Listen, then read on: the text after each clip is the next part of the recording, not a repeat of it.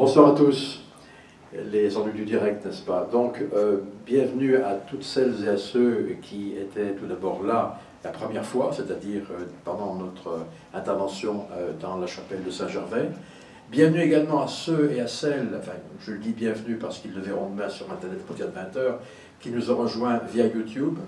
Et on espère qu'il n'y a pas eu trop de problèmes de diffusion et également que le léger retard, le léger différé de vendredi à mardi ne vous a pas posé de difficultés sur le plan de votre planning. Et bienvenue également à ceux qui nous rejoignent aujourd'hui pour la première fois en direct et pour cette présentation. Alors aujourd'hui, si vous avez bien suivi votre Vadémécum, votre programme, vous avez vu que nous allons nous intéresser au fait de mieux visualiser, donc de mieux comprendre, de mieux cadrer la mission sacrificielle de Jésus-Christ. Mais, comme je vous l'ai promis, nous allons voir, avant chaque intervention, dont celle de ce soir, deux choses. Tout d'abord, un très très bref rappel de ce qui s'est passé et des points en lumière, mis en lumière la semaine dernière. Et deuxièmement, une question qui nous est parvenue via Internet, une question d'une chambérienne, Valéria Mermet, très exactement, qui pose une question très intéressante et qui a trait au monde juif. Alors, la dernière fois que nous nous sommes vus, nous avons abordé un thème bien spécifique, à savoir, est-ce que l'Ancien Testament est de nature à convaincre les Juifs que Jésus de Nazareth était le Messie?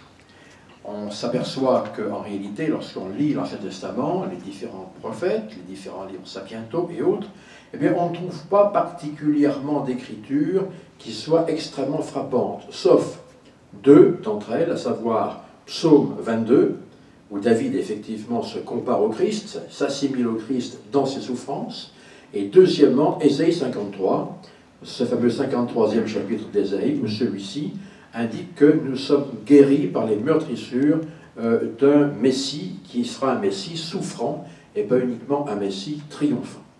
Alors, nous avions un temps assez limité et nous avions, dans cette acceptation, nous avions omis, parce que le temps nous était compté, de traiter une quatrième image, à savoir le quatrième bloc d'écriture qui décrit la mission de Jésus-Christ dans de très très fins détails, à savoir Daniel chapitre 9. Alors je sais que si j'avais sauté littéralement le chapitre de Daniel chapitre 9, vous auriez été pas forcément très satisfait. Donc nous allons terminer la présentation précédente par Daniel 9 et vous verrez que nous allons tirer de véritables gemmes, de véritables joyaux. On s'était posé la question suivante: le livre de Mormon, au regard de nos détracteurs, est parfois un ouvrage, en tout cas quelque chose, qui est particulièrement interpellant. On y voit Néphi qui voit le Sauveur, qui voit les apôtres, tous apôtres de l'agneau. On y voit également les Néphi qui voient le plan de salut. Néphi voit jusqu'au visage de Marie, la mère du Christ, qu'il décrit comme étant la plus belle de toutes les vierges. On y voit Néphi qui nomme le précurseur du Christ, à savoir Jean-Baptiste. On y voit également Néphi qui nomme par son prénom le traducteur des annales, Joseph Smith. Donc il nomme cet homme par son prénom, Joseph, et il ajoute qu'il portera le même prénom que son père. Donc nos détracteurs, bien souvent, disent, mais attendez, votre livre de Mormon, il est d'une terrible précision. N'est-ce pas un petit peu trop? Est-ce que ce n'est pas une sorte de carton plein qui est un peu gênant, parce que quand même, c'est un livre extrêmement actualisé. Je vous rappelle que dans une présentation ultérieure, nous nous poserons la question de savoir si le livre de Mormon n'est pas un livre trop chrétien, pour l'interrogation. Alors, la formulation de la question vous fait un petit peu sursauter, mais nous verrons comment la reformuler et également ce qu'il faut en tirer. Lévitique 16 nous a appris des choses extrêmement intéressantes. Rappelez-vous, la mort de Nadab et Abihu. On en a tiré la conséquence, et en tout cas la leçon, qu'il ne fallait pas s'approcher de Dieu n'importe comment. Je vous rappelle que Nadab et Abihu sont morts dans leur service, donc, j'allais dire, dans des conditions particulièrement légales et légitimes, et pourtant ils sont morts, puisqu'ils pénétraient trop souvent dans le tabernacle. Et nous en avons tiré la conséquence et la leçon que, lorsqu'on appelle Dieu vient, mais lorsqu'on l'appelle mal à propos et dans des conditions et circonstances relativement peu adéquates, eh bien on peut le vexer en quelque sorte, d'où la mort de Nadab et Abihu. On s'est également aperçu que lorsque le bouc Azazel, vous vous rappelez ce bouc au nom étrange, partait du camp et allait mourir dans le désert, il était représentatif de Jésus-Christ, qui était semblable à un bouc, donc un animal qui puait spirituellement, parce qu'il était chargé des péchés. On le chassait et les péchés étaient emportés hors du camp.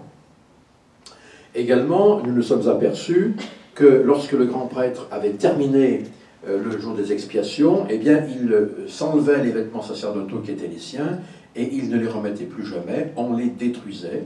Et nous en avons tiré la conséquence et la leçon, à savoir que lorsque nos péchés ont été remis, ont été pardonnés, eh bien, non seulement on ne s'en intéresse plus, c'est-à-dire qu'on les oublie, hein, on ne va pas recommencer à souffrir pour des choses qui ont été pardonnées, mais aussi on n'y retouche plus.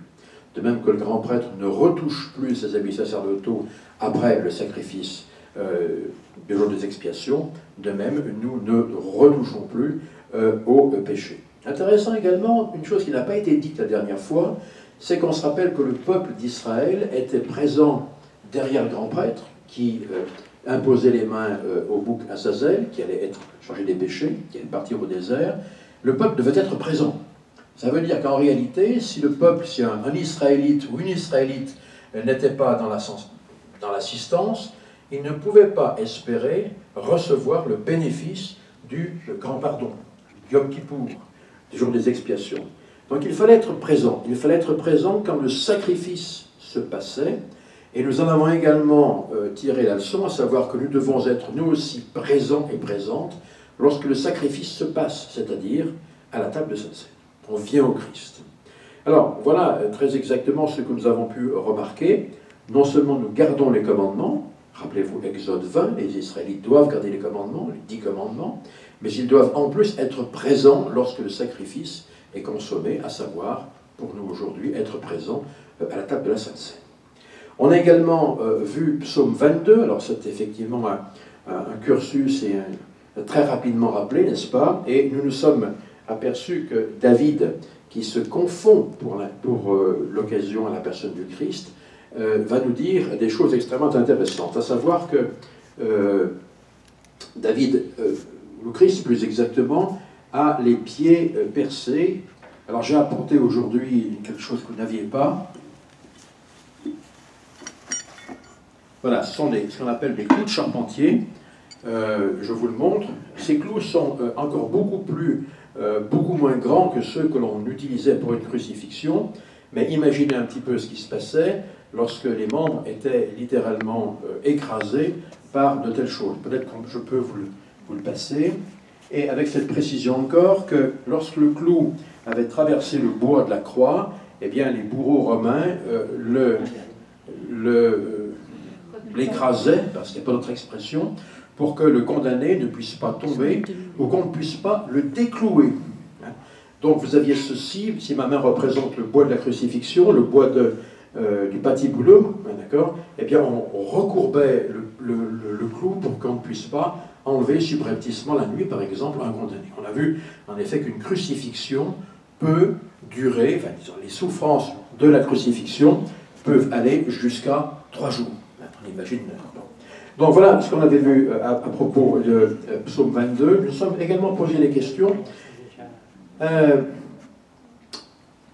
voir les soldats romains tirer au sort la tunique de Jésus-Christ. La tunique représente, je le rappelle, l'autorité du Christ. Et donc, cette image qui est terrible en soi est aussi merveilleuse parce qu'elle rappelle que dans les derniers jours, la tunique, c'est-à-dire le manteau de l'autorité, passera des Juifs aux gentils. Les Romains étant des gentils. Bien évidemment, les circonstances de la crucifixion et de l'enterrement ont été vues.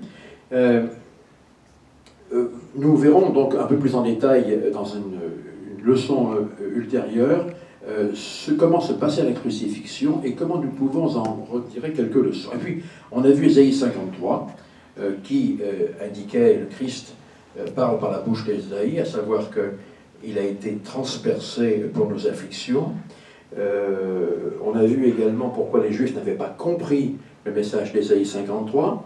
Ils pensent aujourd'hui que le serviteur souffrant, par les blessures duquel nous sommes guéris, eh bien que ce serviteur souffrant n'est pas un certain Jésus de Nazareth, mais est le peuple d'Israël. Nous avons également vu que cette position ne pouvait pas être tenable ni tenue pour la bonne et simple raison que Ésaïe indique que ce sont pour nos transgressions qu'il a été blessé. Quand il parle de nos transgressions, il parle bien sûr pour le compte du peuple juif. Donc ça ne peut pas être quelque chose d'autre que le peuple juif, que le Christ représentait.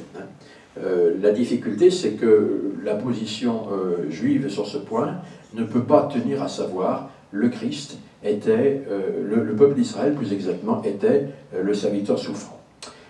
Alors, qu'est-ce que nous en avons tiré? C'est que la Bible, dans la description de ces phases de l'expiation du Christ, est extrêmement précise, extrêmement précise.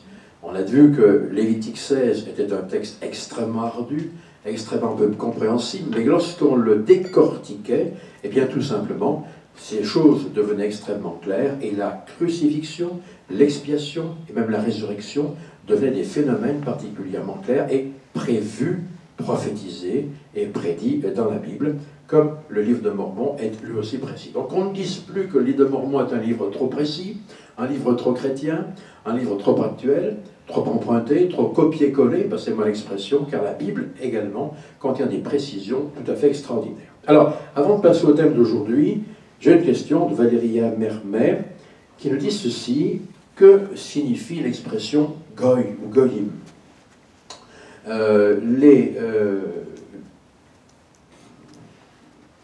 La question était également: que signifie le terme gentil ou les gentils, et que signifie le terme goy ou goyim en hébreu? Alors, le terme gentil, Valéria, vient, et pour les autres également, vient du latin gentiles,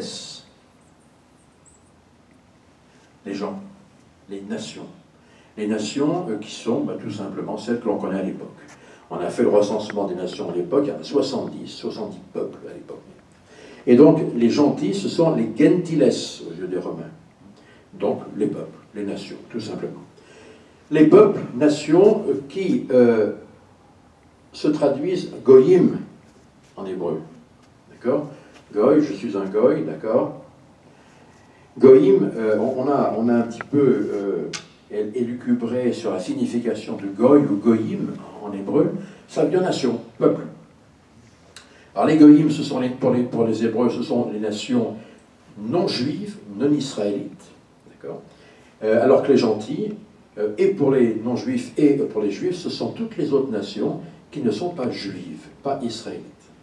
Donc vous avez une nation qui est israélite, et 70 autres, c'était le stock à l'époque, qui sont goyim, ou gentiles. Donc quand on parle de juifs et de gentils, les juifs, ce sont effectivement la semence de Jacob, et les gentiles, ce sont les non-juifs. Alors, on va ouvrir une parenthèse, parce qu'il faut renseigner Valéria Mermet quand même, parce qu'elle a besoin d'une réponse complète. Est-ce que les juifs pensent que les gentiles, les gentils, ont droit au salut? La réponse est oui. La réponse est oui. Nos amis juifs partent du principe qu'en ce qui les concerne, ils doivent, pour être sauvés, respecter... Alors c'est un nombre de commandements assez important, d'accord? Il faut respecter 613 mitzvot. Mitzvot, c'est-à-dire les commandements. Les commandements, les indications, les prescriptions de la loi de Moïse. 613. D'où l'importance pour les Juifs d'axer leur vie religieuse et spirituelle sur le respect de chacun des commandements, les mitzvot. Alors que les non-Juifs, eux, ils ont beaucoup plus de chance. Ils n'en ont que 7 à respecter. Les Juifs partent du principe qu'en fait, les non-Juifs, ils sont aussi enfants de Noé. La nation d'Israël est venue beaucoup plus tard. Donc les non-Juifs sont enfants de Noé, et pour eux, on leur demande moins de choses. Alors ce sont les 7 commandements principaux: de ne pas tuer, de ne pas arracher un membre à un animal vivant, par exemple, de ne pas voler. Et lorsque les goyim, les gentiles, les gentils, nous, respectent les 7 commandements que les Israélites nous ont fixés, en quelque sorte, alors nous devenons justes parmi les nations.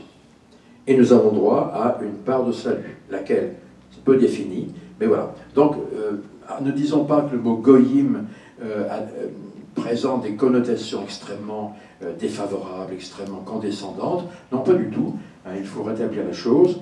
Voilà, voilà qui sont les gentils, les gentiles, et les goyim. On espère avoir répondu à la question de Valéria. Est-ce qu'il y a une question sur l'étymologie à ce propos? On se pose la question éventuellement, mais moi je suis par exemple de la maison d'Israël, je suis de la tribu d'Éphraïm par exemple, ou de Manassé, ou de Juda, peu importe. Est-ce que je suis un Israélite, ou est-ce que je suis un gentiles, un goy, un gentil? Eh bien, ce qu'il faut savoir, c'est que, sauf à démontrer une ascension et par le père et par la mère, par exemple de la tribu de Juda, vous savez qu'on est juif parce que la mère est juive, hein, c'est extrêmement important.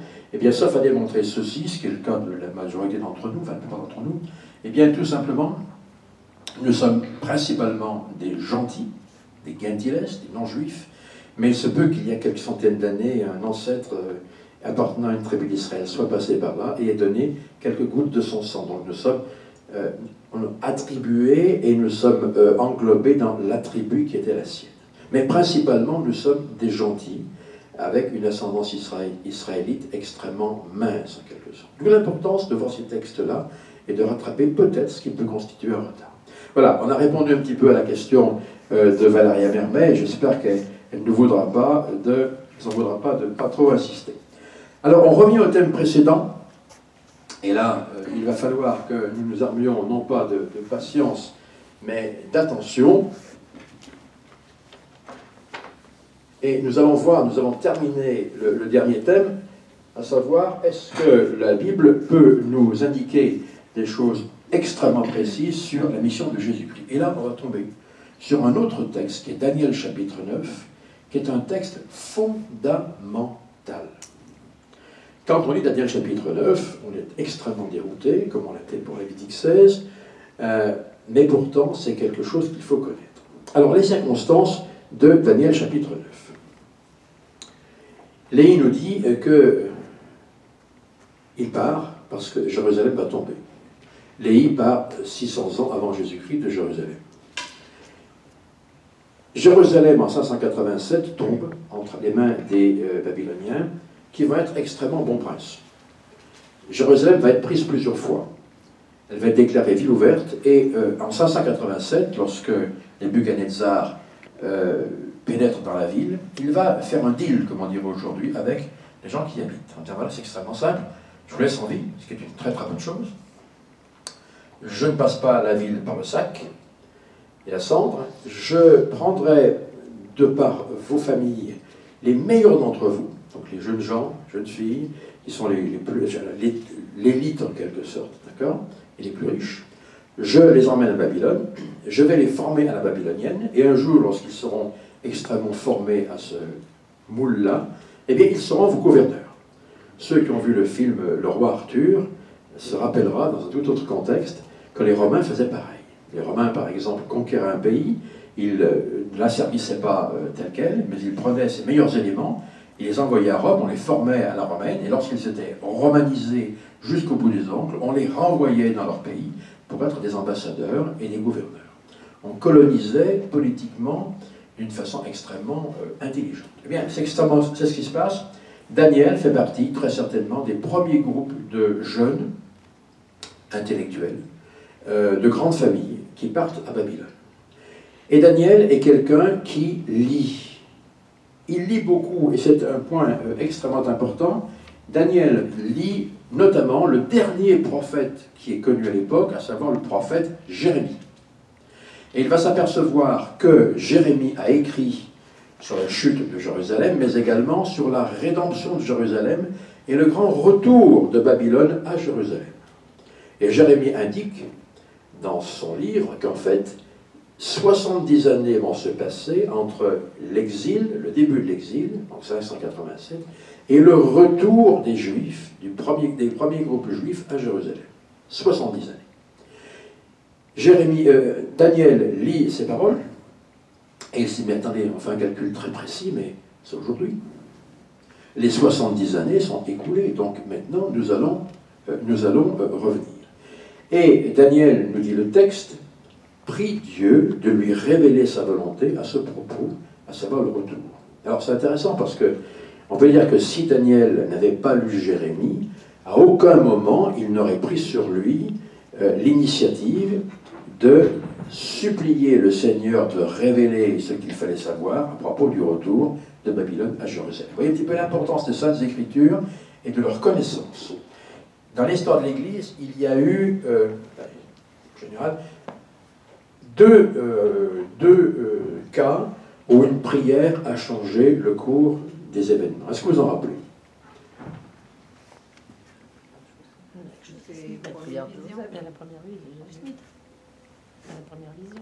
La première vision, oui, d'accord. Et il y en a eu d'autres. Beaucoup plus près de nous. Est-ce qu'on sent un prophète qui a supplié dans la chambre haute du temple que des bénédictions soient... Alors, oui.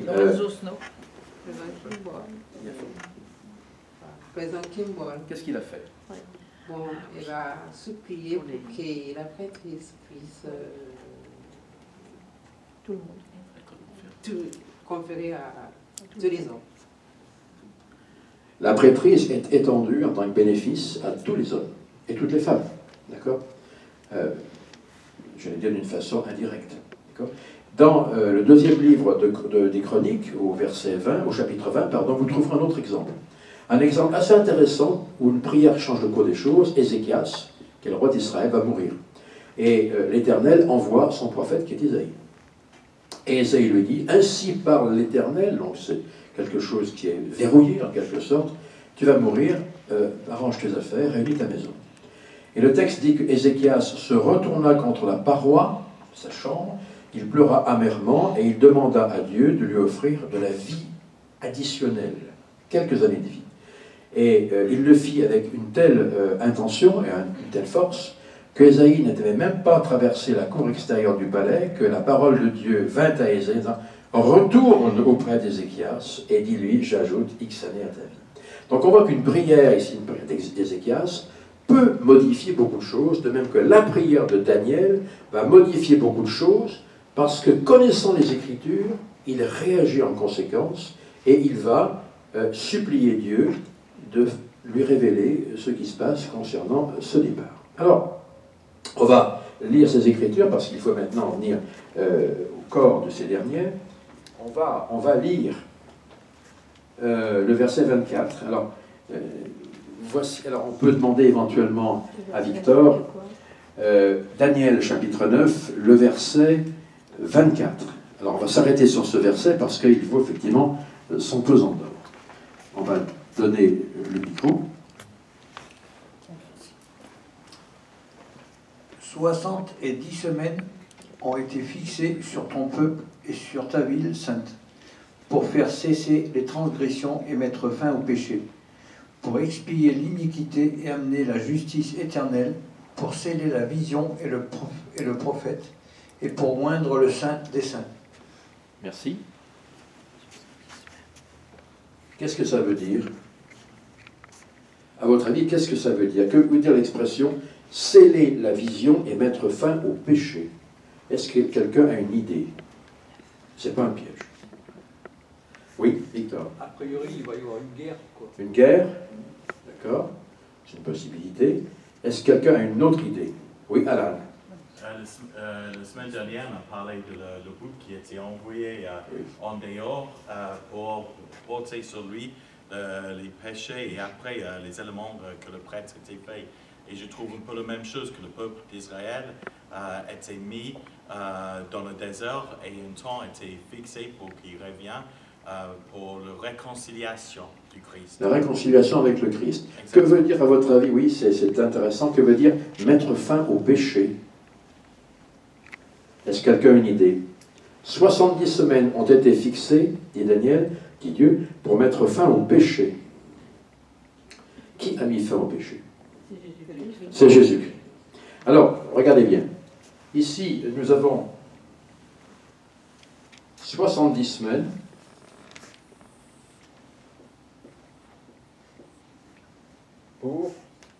le sacrifice expiatoire. D'accord? Alors, comment on décompte les semaines? On va lire le verset 25,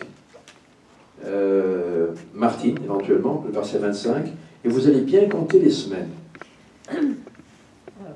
Sache-le donc et comprends, depuis le moment où la parole a annoncé que Jérusalem sera rebâtie jusqu'à loin, au conducteur, il y a 7 semaines et 62 semaines, les places et les fossés seront rétablis, mais en des temps fâcheux.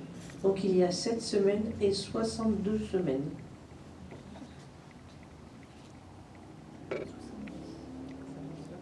Merci. C'est là qu'on commence à transpirer quelque peu. Il y a donc 7 plus 62 semaines qui vont s'écouler jusqu'à ce que l'expiation soit réalisée. Il en manque une, on en ajoute une, puisque au verset précédent, on dit qu'il y aura 70 semaines au total. D'accord? Et à 70 semaines pour arriver jusqu'à l'expiation, qui met fin au péché, qui se répartissent en 3 groupes, 7 semaines, on verra ce que ça veut dire, plus 62 semaines, plus une semaine, la dernière, qui est la 70e semaine. Alors, ce qu'il faut savoir, c'est que l'expression semaine ne veut pas dire 7 jours. D'accord? L'expression semaine veut dire année. D'accord? Donc, si j'ai 7 semaines, j'ai donc 7 semaines de 7 années. Égale 49. Ça marche? 7 semaines. Une semaine, c'est 7 jours. On sait qu'un jour égale une année. Donc 7 fois 7, 49. Il n'y a pas de souci? Ça marche? Si je prends maintenant les 62 semaines que multiplie 7 égale 483 années. D'accord? Ça marche? Ok. La dernière semaine, une semaine de 7 années. Est-ce que tout le monde suit? Moi, je suis très faible en mathématiques, donc j'ai essayé de comprendre à plusieurs reprises. D'accord? Alors, ce temps, 70 semaines, est le temps qui s'écoule d'un temps X à l'expiation de Jésus-Christ et à la prédication aux gentils. Alors, tout simplement, comment on compute ce temps? Ici, en 536, en moins 536, intervient un décret de Cyrus. Cyrus, c'est le premier roi Mède et Perse, Cyrus le Grand, qui viennent conquérir Babylone. Les Juifs sont astreints à la déportation à Babylone, et les Babyloniens vont être vaincus, en une nuit d'ailleurs, par les Mèdes et les Perses, qui sont leurs voisins. Babylone correspond grosso modo à l'Irak aujourd'hui, et les Mèdes et les Perses, Persépolis, etc., c'est plutôt l'Iran aujourd'hui. Et la première chose que fera Cyrus, mais la première chose va être de prendre un décret autorisant les Juifs à repartir. Alors, si on a 2 minutes, j'aimerais que vous lisiez Esdras, le chapitre 1, verset 2, pour savoir qui était Cyrus. Martine, éventuellement, quelqu'un qui a la Bible. Esdras, ou plus exactement quelqu'un qui a une tablette pour aller plus vite. Esdras 1, verset 2. Ok, oui. On va lire avec le micro. Alors, Esdras 1, verset 2. Ainsi parle Cyrus, roi des Perses. L'Éternel, le Dieu des cieux, m'a donné tous les royaumes de la terre, et il m'a commandé de lui bâtir une maison à Jérusalem en Juda.